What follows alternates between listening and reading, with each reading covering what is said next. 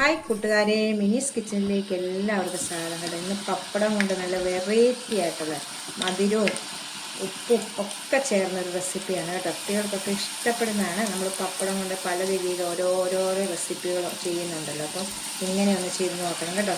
വീഡിയോയിലേക്ക് പോകുന്നതിന് മുമ്പ് വീഡിയോ കണ്ട് ഇഷ്ടപ്പെടുവാണ് ലൈക്ക് ചെയ്ത്, ഷെയർ ചെയ്ത്, കമൻറ്റ് ചെയ്ത്, സബ്സ്ക്രൈബ് മറക്കല്ലേ. നമുക്ക് വീഡിയോയിലേക്ക് പോകാം. നമ്മൾ പപ്പടം കൊണ്ട് നല്ല അടിപൊളി ഒരു റെസിപ്പിയാണ് കേട്ടോ ഉണ്ടാക്കുന്നത്. അപ്പോൾ ഞാൻ കുറച്ചൊരു 5-6 പപ്പടം എടുത്ത് വെച്ചിട്ടുണ്ട് കേട്ടോ.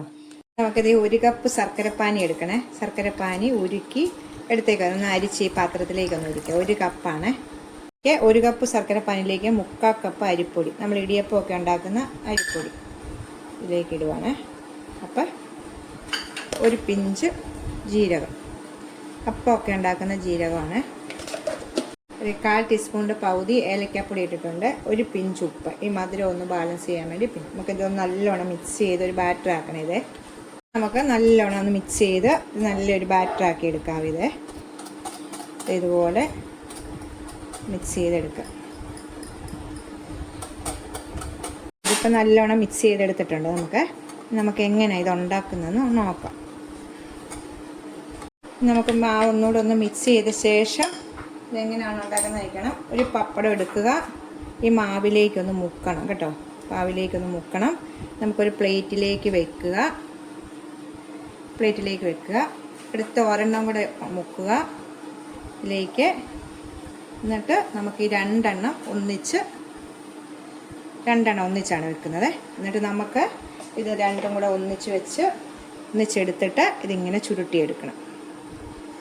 ചുരുട്ടിയെടുത്തിട്ട് ഇത് കട്ട് ചെയ്യുവാണ്. നമുക്ക് ആദ്യമേ എല്ലാം ഒന്ന് ചുരുട്ടിയെടുക്കുക. ഇതുപോലെ കണ്ടോ, ഇതുപോലെ. എന്നിട്ട് മാവിനകത്ത് ഒന്നുകൂടി ഒന്ന് മുക്കിയെടുക്കുക. ഇങ്ങനെ എല്ലാം ഒന്ന് എടുക്കാം കേട്ടോ.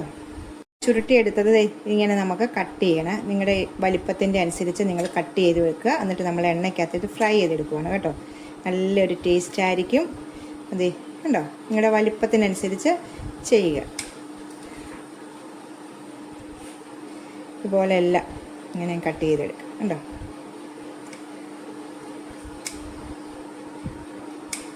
ഇതുപോലെ എല്ലാം നമുക്ക് അങ്ങനെ ചെയ്യാവേ. എല്ലാം ഞാൻ ഇതെടുത്തിട്ടുണ്ട്. നമുക്കിനി ഇതൊന്ന് ഫ്രൈ ചെയ്തെടുക്കാവേ. ചീനിച്ചട്ടി വെച്ചിട്ടുണ്ട്. കുറച്ച് ഓയിൽ, ഒത്തിരി ഒഴിക്കണ്ട കേട്ടോ. കുറച്ച് ഒഴിച്ചിട്ട് നമുക്കൊന്ന് ചൂടാകട്ടെ. എണ്ണ നല്ലോണം ചൂടായിട്ടുണ്ട്. ഇതുപോലെ ഓരോന്നോരോന്നെടുത്ത് നമുക്കിടാവേ. നമുക്കൊന്ന് തീ കുറച്ച് വെക്കണം നേരത്തേക്ക് കേട്ടോ. പെട്ടെന്ന് കുറച്ചായിട്ട് നമുക്ക് എടുക്കാം.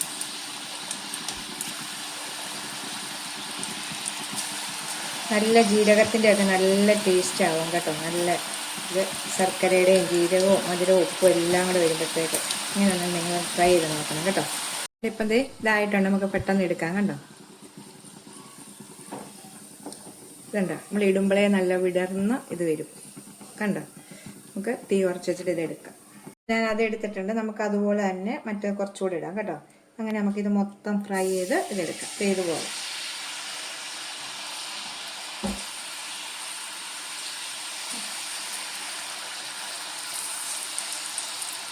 ഇഷ്ടമുള്ള അത്ര അനുസരിച്ച് ഇട്ടാൽ മതി കേട്ടോ. എല്ലാം കൂടെ ഒന്നിച്ചിടില്ല, ഓരോന്നോരോന്ന് ഇട്ട് ഇങ്ങനെ എടുക്കണം. പെരട്ടി ഇങ്ങനെ എടുക്കും. മൊത്തം ഒന്ന് ഫ്രൈ ചെയ്തിട്ട് കാണിക്കാമേ.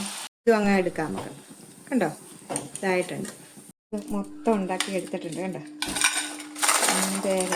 നല്ല വിടർന്ന് ഇതിപ്പം ശർക്കരയുടെയാണ് ഈ കളർ കേട്ടോ. ഇത് നല്ല മുരുമുരാന്നിരിക്കുന്ന നല്ലൊരു പപ്പടത്തിൻ്റെ റെസിപ്പിയാണ് കേട്ടോ. അപ്പോൾ എല്ലാവരും ഒന്ന് ട്രൈ ചെയ്ത് നോക്കണം കണ്ടോ. നല്ല ടേസ്റ്റാണ്. അപ്പോൾ എല്ലാവരും ഒന്ന് ട്രൈ ചെയ്ത് നോക്കണം. അടുത്തൊരു വീഡിയോ കാണാൻ. ടാറ്റാ.